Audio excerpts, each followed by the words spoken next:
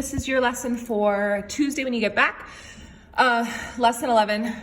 Just as an FYI, Network wants a lesson 11 taught on Monday.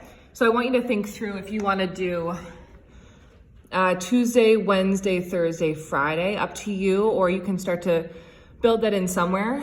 When you get down here, there's actually only one flex day built out for IA, the mock. So all of these days, your spiral review is going to be where that review comes from. So here we go.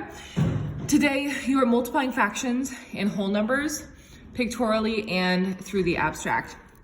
So today, kids are asking themselves, what strategy can I use to multiply the fraction in a whole number?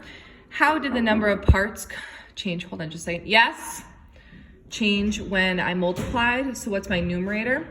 And what is the denominator of my answer and why? Can you give us a Coach Low if you see her? To Coach Low? Yes, I can, sweetie. Thank you. Okay. Sorry.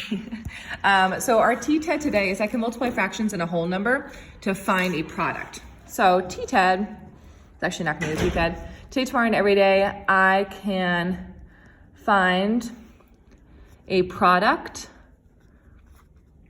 by multiplying my groups, which is my whole number, by my amount in each group, which is my fractional parts. And this is super important. Priska, you saw me give you a little bit of feedback around this. The number of parts will change when I multiply, but only the numerator changes, the denominator stays the same. But the way that kids need to see this is it's actually like repeated addition. And so when we get over here, if you are not reinforcing big problem knowns and unknowns still, you're gonna lose it by the time you get to the mock.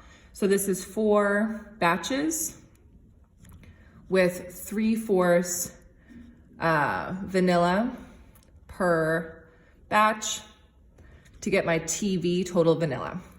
The way that kids can see this, they can see 3/4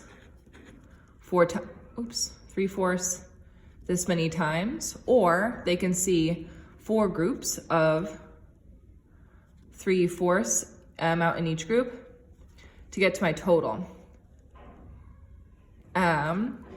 If it's that, I know 3, 6, 9, 12, and my denominator doesn't change. They can also think about it as 4 groups.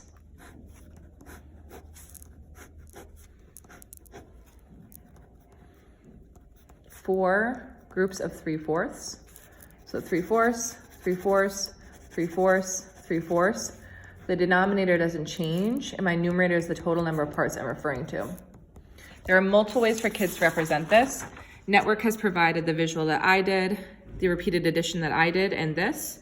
We can multiply the numerator times a whole number and write it over the denominator. That's super procedural, but the size of the pieces does not change, only the number of pieces change.